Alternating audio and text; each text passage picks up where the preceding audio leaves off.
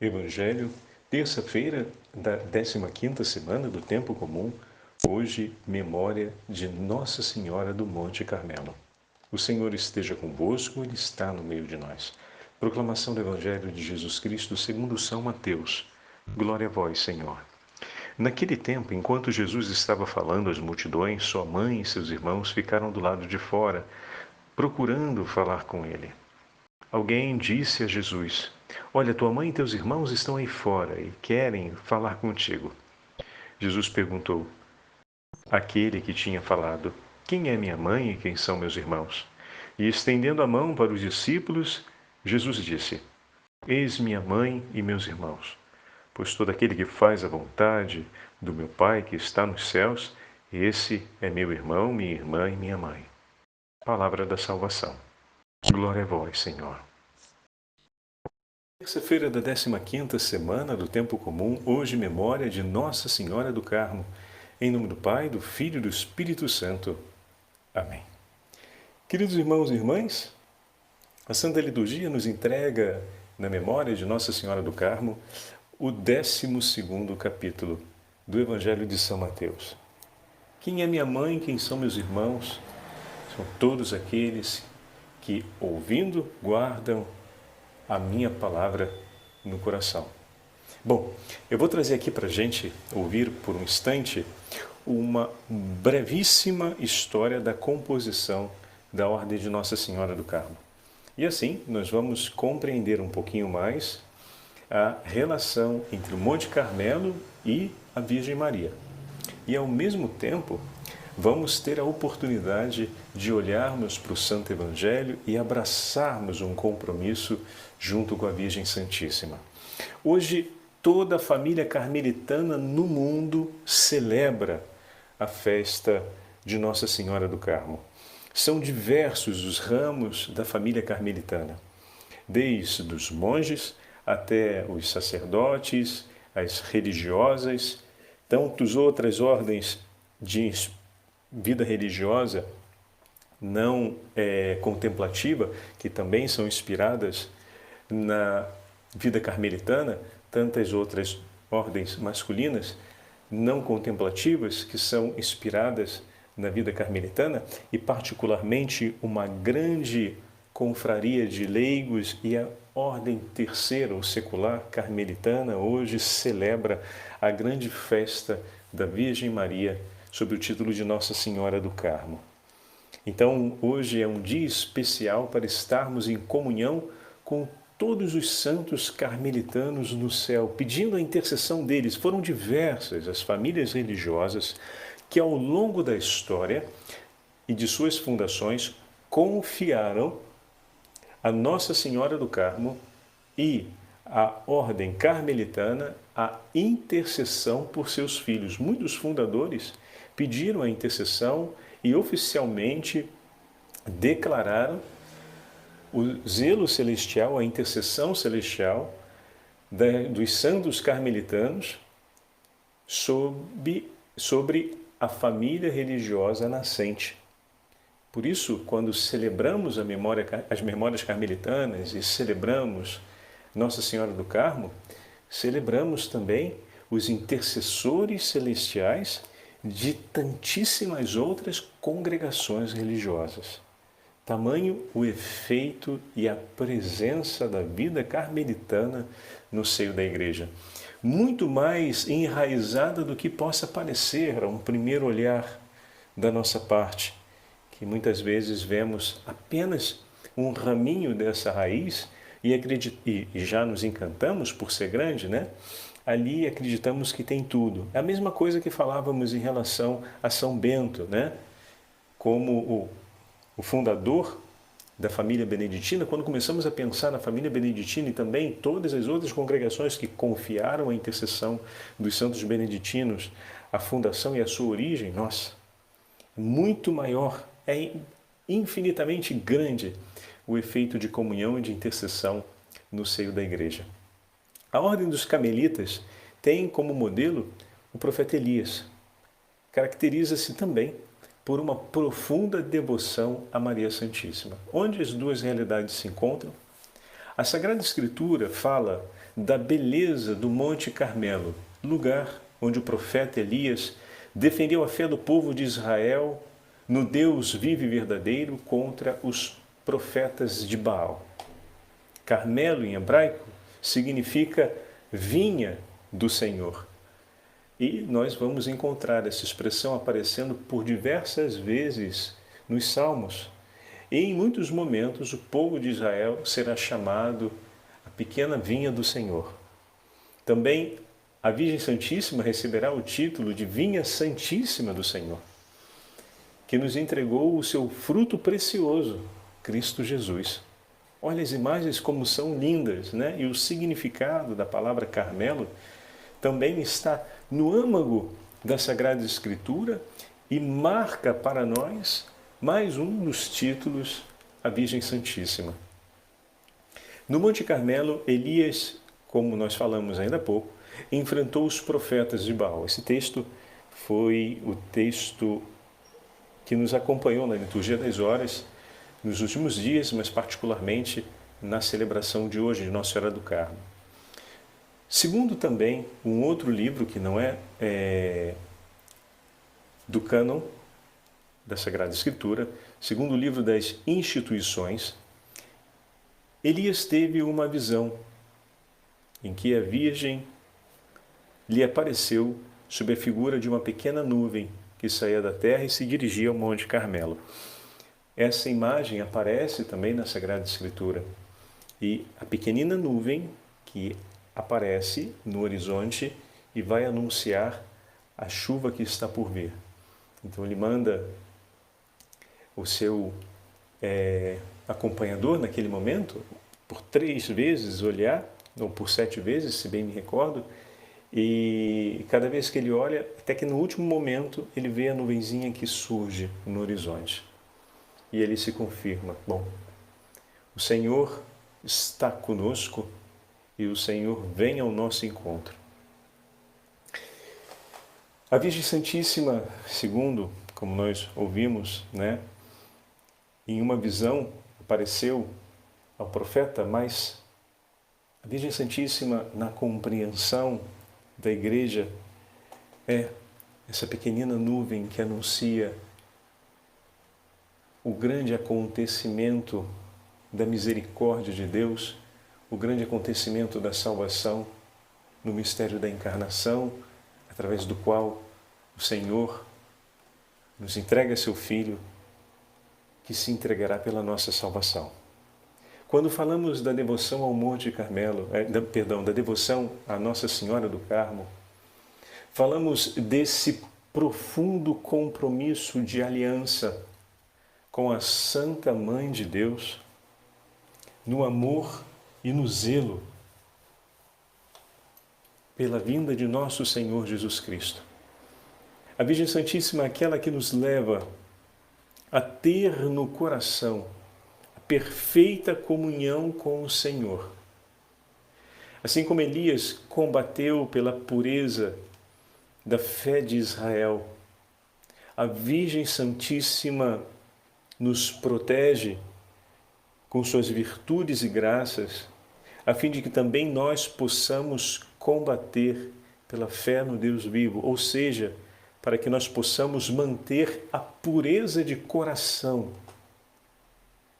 e possamos viver a fé de uma maneira autêntica, de forma que a nossa vida cristã seja perfeita, como o Pai é perfeito.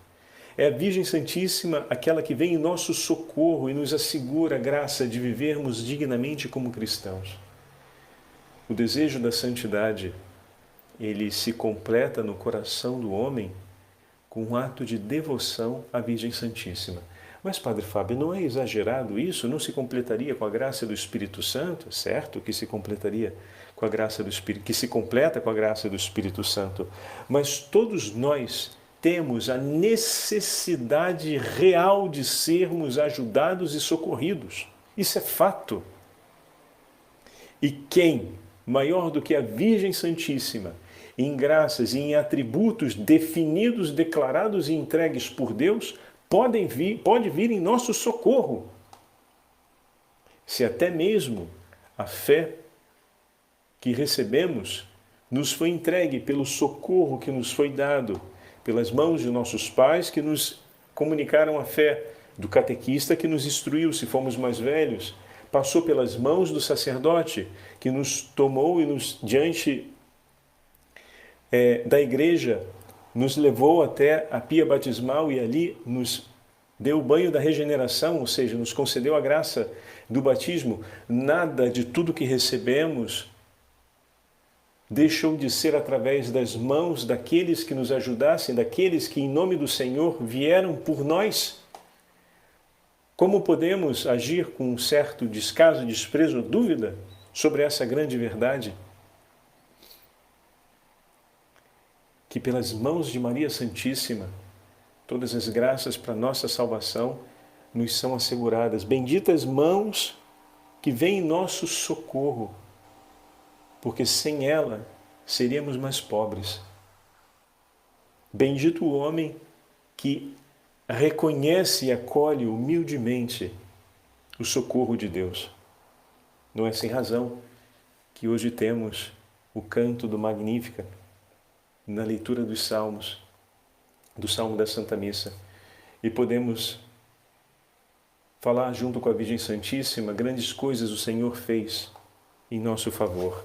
É verdade, grandes coisas o Senhor fez em nosso favor. Não é sem razão que Jesus vai dizer: minha mãe e meus irmãos são todos aqueles que ouvem a minha palavra e a colocam em prática. Que bom! Que bom! Porque nunca estaremos sozinhos. Se são todos aqueles, significa que eu ouvi, outros ouviram também e colocaram em prática. De modo que se em algum momento o meu ouvido vier a falhar, se em algum momento a minha prática vier a diminuir, ao meu lado estarão outros centenas e milhares de irmãos, com o ouvido bem apurado, e perceberão quando eu começar a ouvir mal, e ouvindo bem ao Senhor que é misericordioso, estarão dispostos e disponíveis a me ajudar, a cuidar de mim para que eu volte a ouvir bem. Bendito seja Deus, porque diversos irmãos e irmãs estarão me colocando em prática a palavra de Deus ao meu lado, de maneira que se vier a diminuir o meu fervor ou a minha fidelidade, eles se dando conta e praticando sempre mais as coisas de Deus, virão também inspirados por Ele em meu socorro, ajudar-me a melhorar a prática do amor a Deus. Bendito seja Deus por essa grande família recolhida sobre o olhar, sobre o manto, sobre o escapulário da Imaculada Virgem Maria, sobre o título de Nossa Senhora do Carmo. No ano de 93, os primeiros monges construíram sobre o Monte Carmelo, monges eremitas, uma capela em honra à Virgem Maria. As gerações de monges sucederam-se através dos tempos, até que em 1205, o patriarca de Jerusalém, ou seja, veja quanto tempo depois, né? Deu-lhes uma regra de vida baseada em 3 alicerces: o trabalho, a meditação da Sagrada Escritura e a devoção a Nossa Senhora. Entretanto, pouco depois, no 13º século, os muçulmanos invadiram a Terra Santa e começaram a matar e a destruir tudo aquilo que pertencia aos cristãos. Os eremitas do Monte Carmelo precisaram fugir para a Europa, para que pudessem escapar ao ódio e à fúria dos muçulmanos naquela região. Nessa época, tinham como superior geral São Simão Stock. Enquanto rezava São Simão, a Virgem Santíssima, pedindo a Nossa Senhora que fosse a protetora da ordem carmelitana, pois São Simão temia que, vindo para a Europa, a ordem se dispersasse, uma vez que a região do deserto, o Monte Carmelo, todo o ambiente em torno do Sinai, permitia o recolhimento. É uma transposição enorme, né? Pensem bem, sair daquela região para de repente se encontrar no miolo da Europa e dessa forma ter que estabelecer um novo início não era fácil. Então São Simão teve mesmo esse temor e pediu a Nossa Senhora que pudesse proteger a ordem. E durante a sua oração, a Virgem Santíssima entregou-lhe o escapulário, que é uma veste de serviço. Hoje nós usamos como aquelas duas fitas que têm um quadrado em tecido que cai sobre o peito e sobre as costas e que marca a presença do escapulário. Mas o escapulário era uma veste de serviço que recorda a humildade do serviço a Deus e ao próximo e do trabalho mesmo, ou seja, de um dos pontos da regra. Mas, sobretudo, o trabalho que acontece como exercício da vida espiritual no serviço a Deus e ao próximo. E a Virgem Santíssima, entregando-lhe o escapulário, disse: eis o privilégio que te dou, filho meu, e a todos os filhos do Carmelo. Todo que for revestido desse hábito, por isso usa a expressão hábito, né? Porque de fato é um hábito de serviço, será salvo. Porque o escapulário não é apenas um hábito de serviço, ou seja, um vestido, como se fosse um avental, vamos colocar assim nesses termos, né? De serviço que se usa para o trabalho manual, mas é o sinal de pertença. Um sinal de que a vida se estabelece dessa forma, sobre esse horizonte. Qual horizonte, Padre Fábio?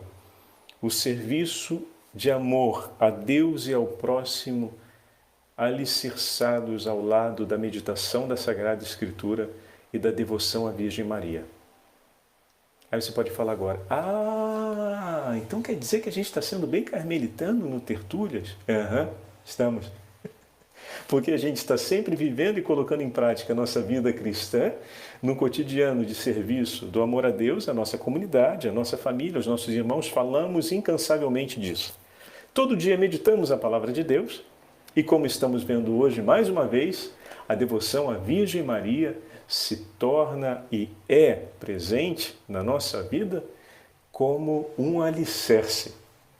Então significa dizer que a nossa vitalidade cotidiana, ela tem uma marca, uma inspiração carmelitana. Tem.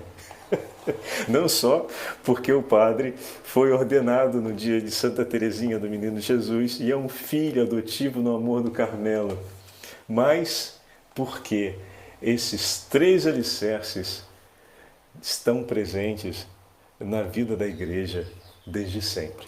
A família carmelitana, com um esmero especial, toma e com um compromisso de vida maior, o estabelece para si. E nós, que recolhemos dos frutos e da vida da Igreja, podemos recolher também esses tesouros para a nossa vida espiritual. Bendito seja Deus, todo aquele que abraça os três alicerces da inspiração carmelitana e com devoção usa o escapulário da Beatíssima Virgem Maria.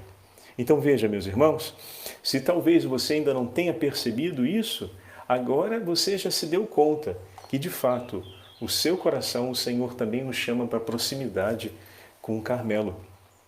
Então, por que não introduzir, agora que você percebe que a sua vida tem esses três alicerces como um grande fundamento para a sua perseverança espiritual, de introduzir no seu cotidiano o uso do escapulário da Virgem Maria, de abraçar um compromisso com essa família religiosa que nos céus e na terra vem em nosso socorro quando os nossos ouvidos começam a ouvir menos, e que conosco se alegra quando os nossos ouvidos ouvem melhor, que vem em nosso socorro com nossas mãos servem menos, e que junto conosco se alegra quando nos lançamos mais intensamente ao serviço da caridade, do amor ao próximo. Também o escapulário é um tesouro que a Virgem Maria entrega por ti. Somente os membros oficiais da família carmelitana podem usar o escapulário, Padre Fábio? Não. Todos os batizados podem estabelecer esse vínculo de amor. Mas a coisa que é importante é ter não apenas a consciência desse tripé que eu acabei de falar, mas de vivê-lo no seu cotidiano. Então veja, como no seu cotidiano essas três realidades já estão bem alicerçadas. É hora de abraçar consigo esse dom especial que o Senhor confiou à família carmelitana e que pode ser seu, o uso perpétuo do Santo Escapulário. Depois, em outro momento, podemos falar mais sobre o escapulário, mas de início já podemos procurar na internet sobre o uso e a investidura do escapulário, com a oração própria da bênção e da investidura do primeiro escapulário. E isso pode ser feito por qualquer sacerdote que tenha uma preparação espiritual e o mínimo conhecimento a respeito do tesouro e do bem que é o escapulário, o Santo Escapulário. E pronto, a gente pode dar esse passo de amor e de comunhão com toda a família carmelitana, porque esse tesouro foi oferecido também por você. O Senhor esteja convosco, Ele está no meio de nós. Pela intercessão da Imaculada Virgem Maria, sob o título de Nossa Senhora do Carmo, e pela intercessão de toda a família carmelitana, abençoe-vos o Deus Todo-Poderoso, Pai, Filho e Espírito Santo. Amém.